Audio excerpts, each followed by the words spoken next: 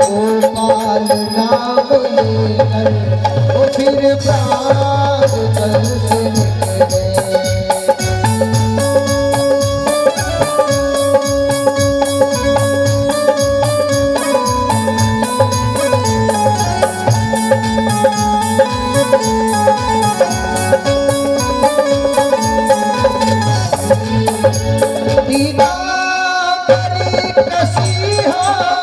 छवि मन में यह बसी हो, होठों पे कुछ हंसी हो, जब प्राण तन से निकले।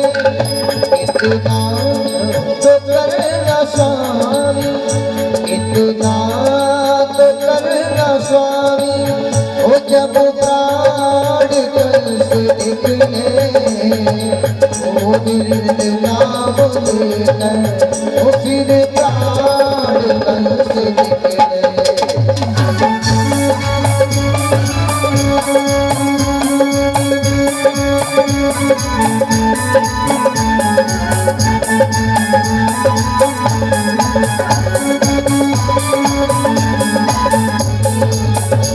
जब पेट प्राण आवे कोई रोग ना सतावे, यम दर्श ना दिखावे, जब प्राण तन से निकले।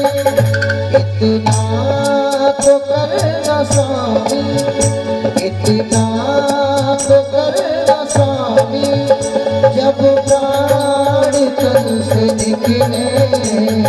गोविंद नाम लेकर वो फिर प्राण तन से निकले।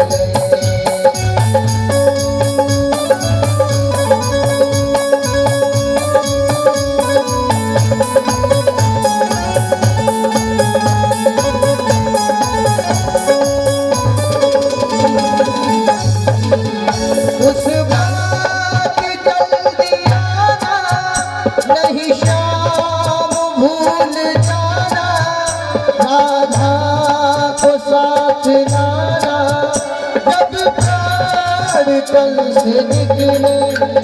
इतना तो करना स्वामी, इतना तो करना स्वामी, वो जब प्राण तन से निकले। गोविंद नाम लेकर वो फिर प्राण तन से निकले।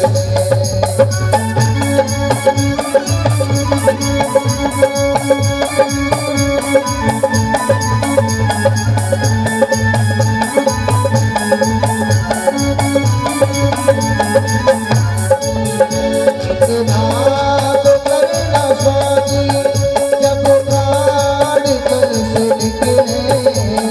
गोविंद नाम लेकर वो फिर प्राण तन से निकले।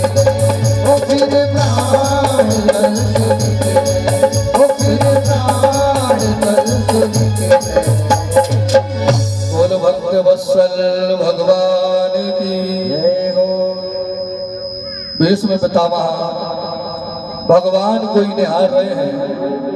भगवान को निहारते इनके शरीर में एक हल्का सा झटका लगा और एक दिव्य ज्योति इनके शरीर से प्रकट हुई। वह ज्योति सब लोगों में घूमने के बाद आकर के कन्हैया में ही समा गई। पितामह ने अपनी देह का त्याग कर दिया। सबने मिलकर के इनकी अंतिम क्रियाओं को संपन्न किया और भगवान फिर विदा होकर के द्वारका गए।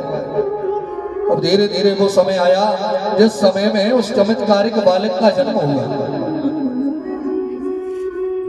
जिस बालक को भगवान ने गर्भ में जाकर के बचाया।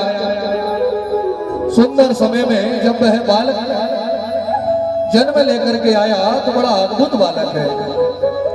जन्म लेते ही ये पालथी लगा करके बैठ गया। और जन्म लेते ही बालक पालथी लगा करके बैठता है क्या? लेकिन ये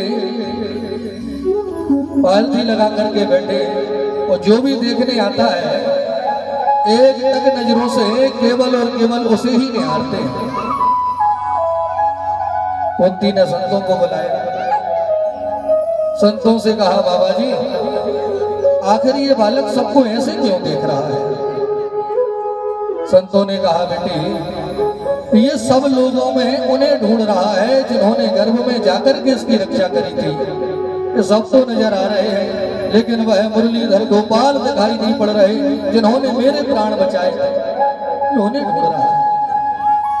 जन्मते ही परीक्षण करना प्रारंभ कर दिया तो संतों ने इनका नाम ही परीक्षित रख दिया। बोल परीक्षित महाराज की जय हो। भगवान भी द्वारका से बधाई लेकर के आए, खूब आशीर्वाद परीक्षित जी को दिया। और दोबारा कन्हैया जब द्वारका गए तो अर्जुन भी इनके संग में गए। भगवान की ही आज्ञा से कुछ संतों का आगमन द्वारका में हुआ, क्योंकि भगवान जान गए कि अब हमें लीला संपन्न करने का समय आ रहा है। कलयुग दरवाजे पर बैठा है लेकिन भगवान है इसलिए कलयुग का प्रवेश नहीं हो पा रहा। बोले जब तक हम नहीं जाएंगे तो युग बदलेगा नहीं, तो जाना तो पड़ेगा। तो प्रभु ने विचार किया कि हम आए थे भूमि का भार हरण करने, तो बड़े बड़े पापियों ने जो भार बढ़ा दिया था उसे तो हमने हटा दिया, लेकिन अब हमारा परिवार ही इतना बड़ा हो गया कि कहीं हमारा परिवार ही भूमि का भार ना बन बैठे। इसलिए भगवान ने जाने के पहले विचार किया कि सबको संग ही ले चले। तो क्या लीला करें, तो महात्माओं को बुलाया। महात्मा एक जगह बैठ करके सत्संग करने लगे। भगवान ने अपने पुत्रों को आदेश दिया, देखो संत महात्मा आए, खूब उनकी सेवा करना, उनके दर्शन करने जाना। तो मन का कोई प्रश्न हो तो महात्माओं से पूछना। अब ये बच्चे महात्माओं की परीक्षा करने के लिए जामवती के पुत्र सांब को साड़ी पहना करके स्त्री बना करके महात्माओं के सामने ले गए। सांब के पेट से इन्होंने कई कपड़े बांध दिए, तो दूर से देखने में ऐसा दिखाई पड़ता है जैसे कोई गर्भवती स्त्री चली आ रही है। जाकर के प्रणाम किया, बाबा जी प्रणाम। महात्माओं ने कहा देखो कन्हैया के पुत्र हैं, फिर भी सब संतों को कितना सम्मान दे रहे हैं। प्रसन्न हो गए महात्मा। कहो बेटा। सभी ने कहा बाबा जी हम आपसे कुछ पूछने आए हैं। पूछो क्या पूछना है। तो भगवान के पुत्रों ने कहा बाबा जी ये हमारी भाभी जी हैं और सांप को साड़ी पहना करके ले गए। बोलिए हमारी भाभी जी हैं और गर्भवती हैं, तो कृपा करके बस इतना बताओ कि इनके गर्भ से बेटे का जन्म होगा कि बिटिया का जन्म होगा। बाबा जी बेचारे कभी आंख बंद करें कभी नाक बंद करें, कोई पद्मासन लगावे लेकिन समझ ही ना आवे, कुछ दिखाई ना पड़े। महात्मा विचार करने लगे कि आखिर हमको पता क्यों नहीं लग रहा। फिर महात्माओं ने ध्यान लगा करके देखा, कह रहे जिसको ये लेकर के आए हैं ये तो पुरुष है, ये स्त्री है ही नहीं, ये हमारी परीक्षा करने आए हैं। तो महात्माओं ने कहा देखो तुम द्वारकाधीश के पुत्र हो, इसलिए हम तुम्हें क्षमा कर रहे हैं। महात्माओं से ऐसे हंसी मजाक नहीं करने चाहिए। महात्माओं का पल पल कीमती होता है, महात्माओं का समय नष्ट नहीं करना चाहिए व्यर्थ की बातों में। हमसे हंसी मजाक करने आए हो, जाओ यहाँ से लौट जाओ, कहीं ऐसा ना हो कि हमें क्रोध आ जाए और हम तुम्हें श्राप दे दें। चले जाओ यहाँ से। ये तो भगवान के पुत्र थे, डरना सीखा नहीं था। बहुत ज्यादा अभिमान इनके मन में आ गया।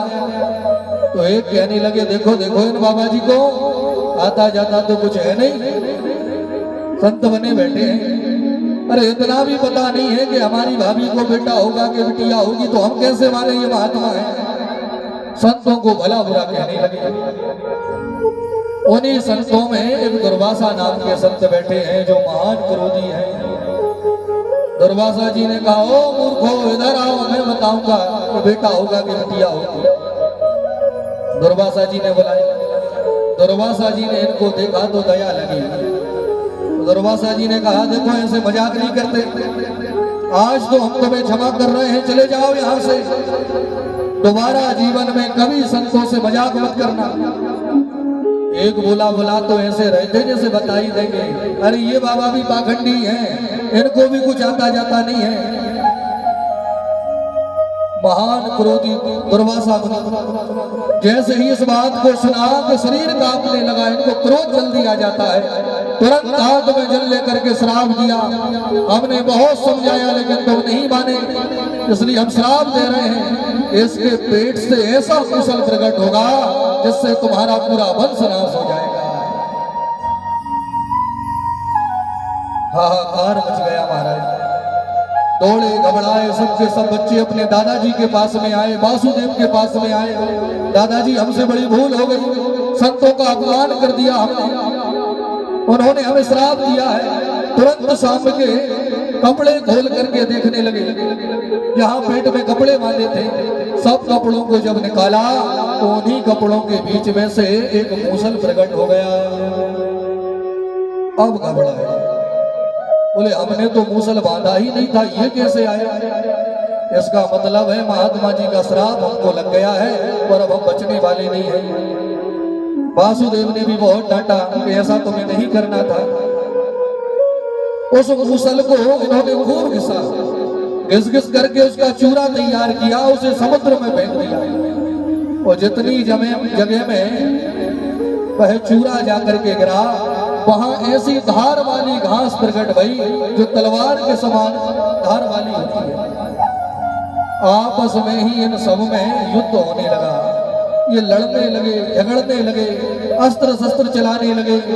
जब सब अस्त्र और शस्त्र समाप्त हो गए तो उसी घास को उखाड़ उखाड़ करके एक दूसरे पर प्रहार करने लगे। भगवान ने 2-3 लोगों को पहले ही वहां से विदा कर दिया था, जो संतों का सम्मान करते थे, भगवान में आस्था रखते थे।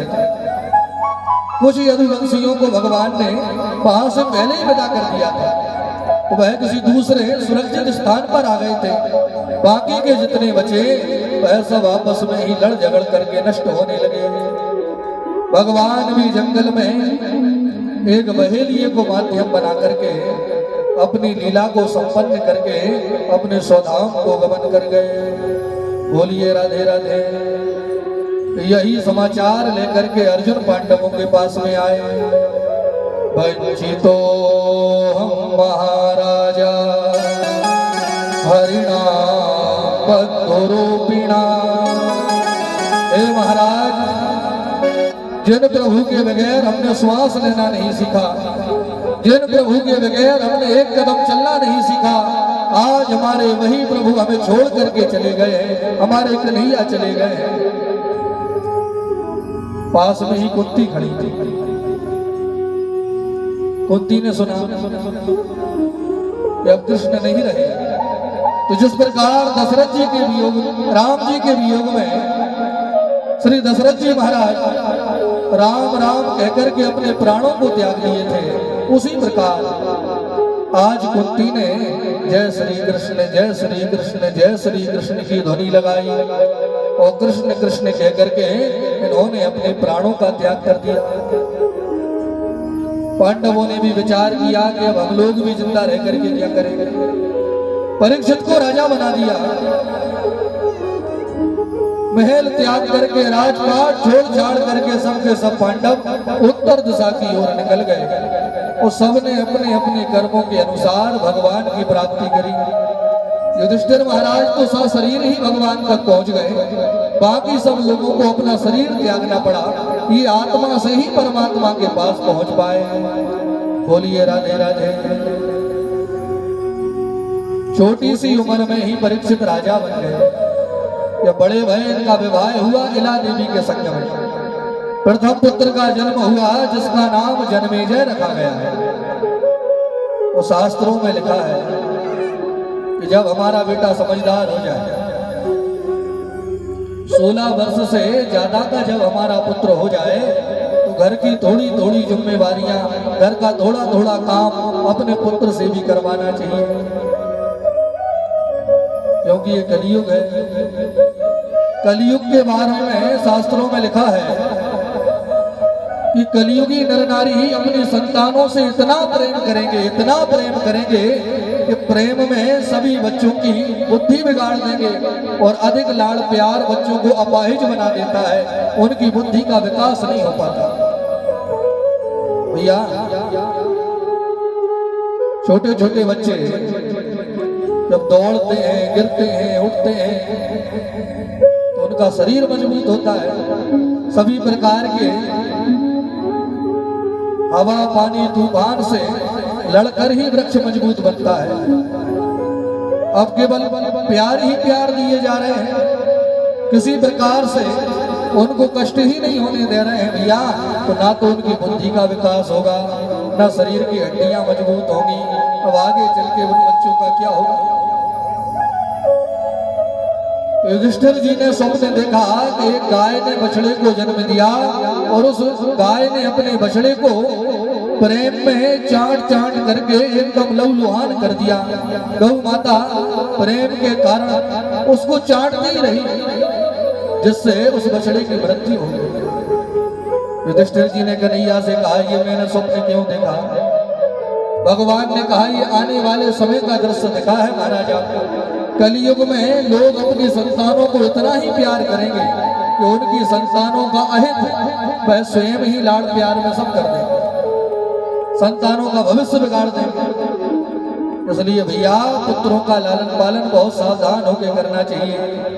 शास्त्रों में लिखा है, श्री चाणक्य जी महाराज ने अपनी चाणक्य नीति में भी कहा है, लालयेत पंचवर्षाणि 10 वर्षाणि ताड़येत् प्राप्ते तु 16 वर्षे पुत्रमित्रं कदाचरेत्।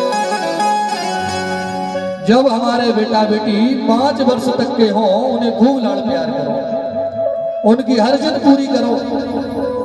लेकिन जब हमारे बेटा बेटी 5 वर्ष से ज्यादा के हो जाएं तो घर उनका ध्यान रखो, कहाँ जा रहे हैं, कैसे बैठ रहे हैं, कैसे बोल रहे हैं, उल्टी सीधी भाषा तो नहीं बोल रहे हैं, खूब ध्यान रखो। तुम्हारी बात ना माने तो थोड़ा डांटो, मारने की आवश्यकता पड़े तो पीछे मत हटो, जैसे बने वैसे उन्हें सुधारो, सही मार्ग पर चलाओ। लेकिन जब आपका पुत्र 16 वर्ष का हो जाए तो फिर अपने पुत्र को मित्र बना लो और उससे मित्रवत व्यवहार करो। जैसे 2 मित्रों के बीच में किसी भी प्रकार की बात को छिपाया नहीं जाता, वैसे ही अपने पुत्र से इतने घुल मिल जाओ कि वह कोई भी बात आपसे न छिपाए, आपसे डरे ना। तो घर में जब कोई काम करो तो अपने बेटे को भी बैठाओ, उससे भी सलाह लो, उससे भी पूछो। वो घर के थोड़े थोड़े काम अपने पुत्र से भी करवाना प्रारंभ करो। 16 वर्ष से ज्यादा का जब हो तो पुत्र पर जिम्मेवारियां डालना प्रारंभ करना चाहिए, क्योंकि यही वो उम्र होती है जिस उम्र में आपके बच्चे जैसा आप बनाओगे वैसे बन जाएंगे। 16 वर्ष तक अपनी देख रेख में उनका सही मार्गदर्शन करके उन्हें सही मार्ग पर चलाओ, और जब सही मार्ग पर चलने लगे अब उनको घर के काम सौंपने प्रारंभ करो। तो आपके पुत्र सभी जिम्मेवारियों को बड़े आसानी से संभाल लेंगे। जीवन में ना वो स्वयं परेशान होंगे और ना कभी आपको परेशान होने देंगे। तो जन्मेजय जब बड़ा हुआ तो राजा ने राज्य का भार थोड़ा सा उसके ऊपर भी सौंपा, और महाराज स्वयं जाकर के संतों की सेवा करते हैं, महात्माओं के आश्रमों में झाड़ू लगाते हैं, महात्माओं के कपड़े धुल देते हैं, जूठी पत्तलें उठाते हैं। महात्मा जब कथा सुनाते हैं तो वेश बदल करके मजदूरों का वेश बना करके महाराज वहां कथा सुनने जाते हैं, क्योंकि राजा के वेश में जाएं तो महात्मा सेवा ही ना कराए, क्योंकि हमारे धर्म में तो राजा को भी भगवान माना जाता है, तो भगवान से कैसे सेवा कराएं। इसलिए महाराज वेश बदल के जाएं, मजदूरों का वेश बना करके जाएं। वो वास्तव में जिसे सेवा ही करनी होती है वो दिखावा नहीं करता, वो ये चाहता ही नहीं कि किसी को पता लगे कि ये काम हमने किया है। तो महाराज को तो दिखावा करना ही नहीं था, उन्हें तो केवल सेवा करनी थी। किसी को पता ही नहीं चलता कि परीक्षित आते हैं सेवा करने के लिए, ऐसे राजऋषि। तो बरे ने श्राप क्यों लगा? कहा एक बार महाराज